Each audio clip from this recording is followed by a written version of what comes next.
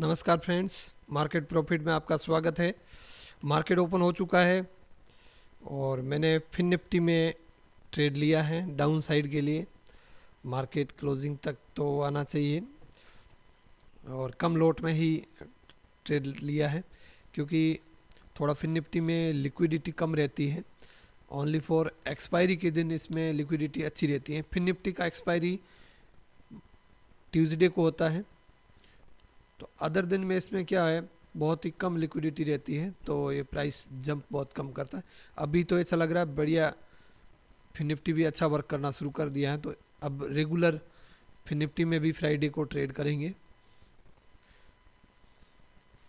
अगर इसमें अच्छा सेटअप बना तो इसमें लॉट और ऐड कर देंगे।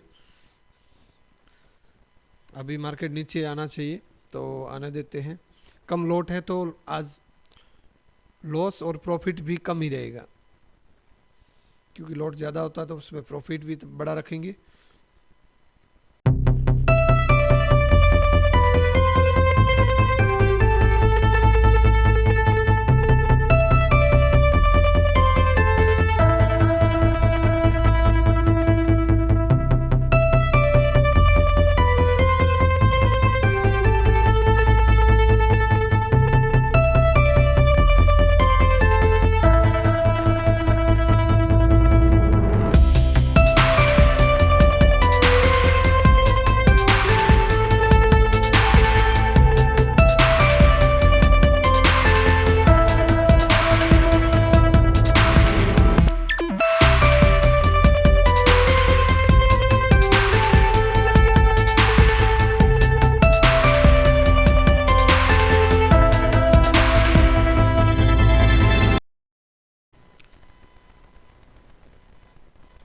नमस्कार फ्रेंड्स, अभी मार्केट चल ही रहा है, 3:14 हुए हैं। ये है फिन निफ्टी का चार्ट। ये है आज का हाई। सुबह फर्स्ट में मेरा जो ट्रेड लगता है वो काफ़ी थोड़ा रिस्की ट्रेड रहता है। न्यू बिगनर को ये समझ में नहीं आता है लगभग, क्योंकि ये बहुत एडवांस लेवल है। इसको सीखने में थोड़ा और टाइम लगेगा अगर कोई सीख रहे हैं तो, क्योंकि फास्ट ये डिसीजन होता है और जो सुबह सुबह जो मोमेंटम मिलता है वो मोमेंटम फिर बाद में पूरे दिन नहीं मिलता है।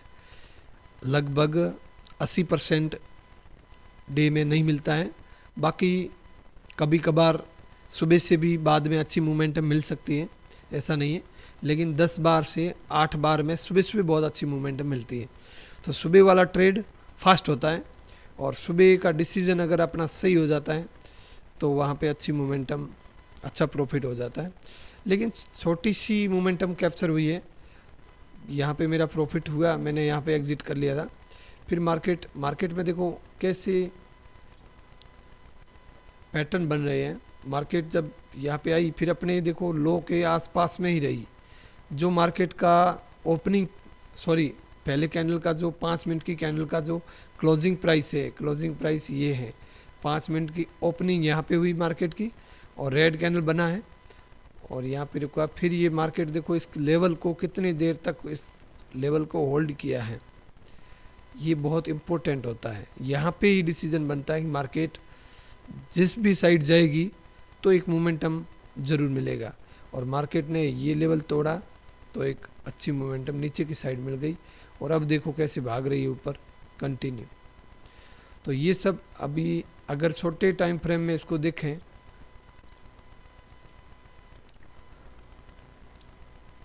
छोटे टाइम फ्रेम में, जैसे मैं ज़्यादातर 1 मिनट में बैंक निफ्टी में ट्रेड करता हूँ, तो मेरे एकदम ज़्यादातर दिमाग में ये 1 मिनट वाला चार्ट है वो अच्छी तरीके से बैठता है, क्योंकि छोटी मोमेंटम में प्रॉफिट हो जाता है और लॉस भी अपन छोटा ही रखते हैं। ठीक है, बड़ी टाइम फ्रेम में देखना बहुत ज़रूरी है। बाकी बड़े टाइम फ्रेम में ये चार्ट रखते हैं जिसमें एक बार देख लेते हैं नज़र में कि मार्केट अप ट्रेंड में है या डाउन ट्रेंड में है, कोई पैटर्न बना है बड़े टाइम फ्रेम में तो यहाँ पे देख लेते हैं। नहीं तो ट्रेड है वो मैं छोटे टाइम फ्रेम में ही करता हूँ।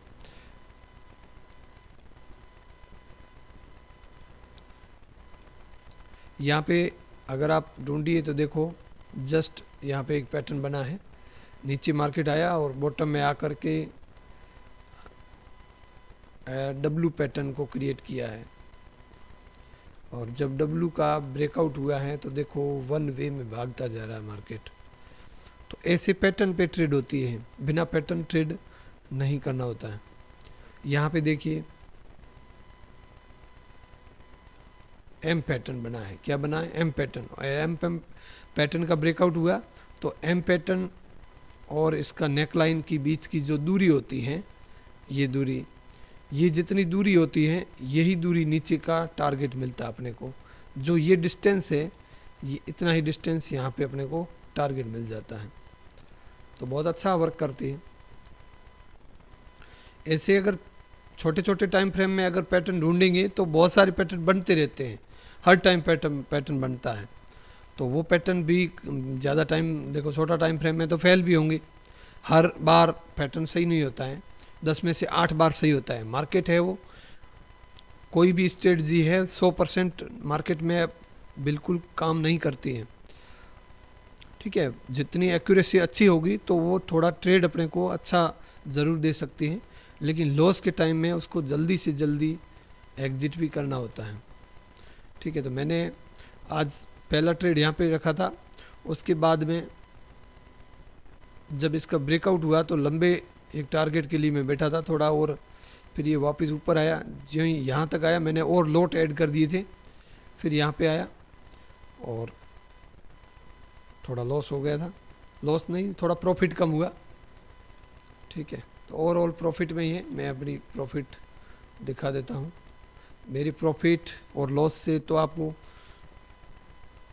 कुछ नहीं मिलने वाला, लेकिन यहाँ से आपको एक एलटीपी जो प्राइस का मोमेंटम होता है, स्टॉप लॉस कैसे होता है, और मार्केट यहाँ से बाउंस कर रही है तो प्रॉफिट या लॉस पे कितना इफ़ेक्ट पड़ता है, वो कितना जंप करके मतलब कम ज़्यादा होता है। तो ये भी एक सीखने वाली बात होती है। बिगनर को बिल्कुल पता नहीं होता है कि मैं यहाँ पे स्टॉप लॉस रख रहा हूँ तो मार्केट कितना मोमेंटम करेगी, तो वो जाएगा या नहीं जाएगा।